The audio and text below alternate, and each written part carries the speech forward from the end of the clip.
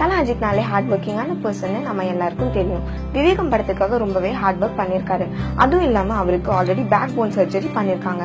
உடம்புல நிறைய இடத்துல சர்ஜரி பண்ணிருக்காங்க. அதெல்லாம் மீறி பல்கேரியால ஷூட்டிங் எடுத்துட்டு இருக்கும் போது 60 kg வெயிட் லிஃப்ட் பண்ணணுமாம். தொடர்ந்து ஒரு 30 தடவை லிஃப்ட் பண்ற மாதிரி ஒரு ஷாட் இருக்கு. அதையும் அவரே பண்ணிருக்காரு.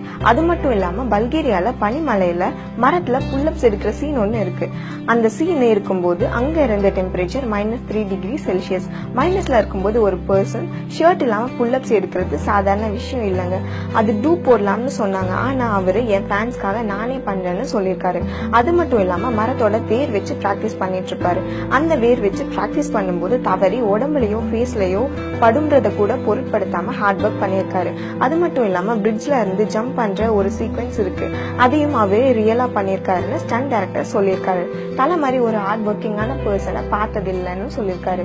இந்த நியூஸ் உங்களுக்கு பிடிச்சிருந்தா லைக் பண்ணுங்க, கமெண்ட் பண்ணுங்க, ஷேர் பண்ணுங்க. மேலும் பல சினிமா செய்திகளை தெரிந்து கொள்ள சினிமா சான் சேனலை சப்ஸ்கிரைப் செய்யுங்கள்.